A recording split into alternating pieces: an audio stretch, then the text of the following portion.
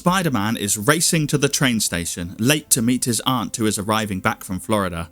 He swings through the city, making Jonah drop his cigar, and then pushes his way through the crowd.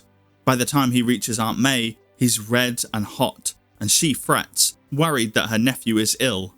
Also alighting the train is a criminal known as the Kangaroo, being escorted by 2 officers ready for deportation back to Australia.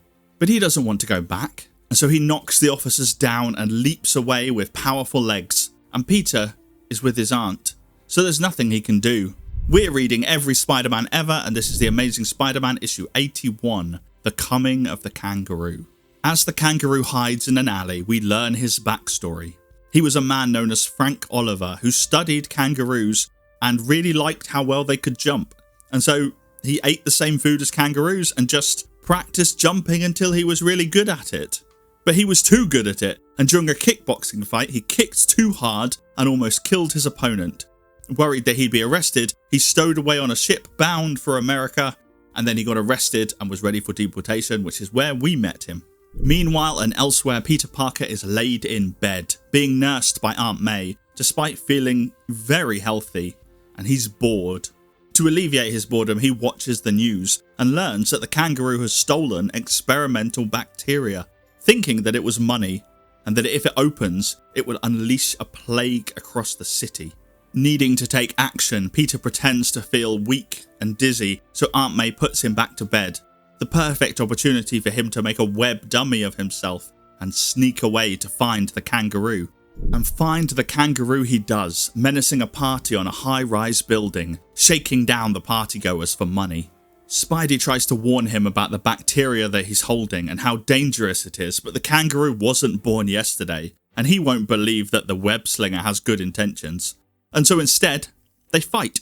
The kangaroo using his powerful legs and Spider-Man being very careful not to hit too hard in case he breaks the vial. But elsewhere, Aunt May wakes Peter up.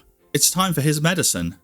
But instead of her handsome nephew, she finds a web dummy and she faints, passing out at the sight of this creepy mannequin. But Spider-Man is unaware of the fate of his aunt. He's concocting a plan to get the bacteria away from the kangaroo. He taunts the villain into a leap, then flips him upside down and shakes him, shaking the vial loose and catching it with his webs. Then, as the kangaroo flees to fight another day, Spider-Man hands over the bacteria to the authorities, very carefully. But they mostly think that Spidey was planning to keep it if they hadn't shown up. Dejected, always feeling like the villain, Spider-Man heads home and finds his Aunt May dead. No, not dead. His spider sense would apparently tell him if she was dead, but unconscious. And as he enters the room, she starts to come around. She's confused. She thought she saw a horrible web mannequin, but she must have just been senile. Peter's right here. As for Peter, he feels terrible for making his Aunt May doubt her sanity. How much longer can he be Spider-Man until his superhero persona destroys them both?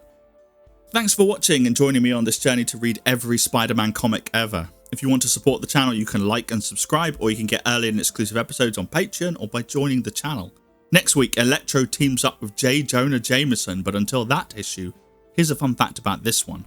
The Kangaroo was co-created by Stan Lee and was undefeated in this issue, but he never returned under Stan. He would, however, appear in Screen Rant's 10 Spider-Man villains that are smarter than they seem list, despite not really being smarter than he seems.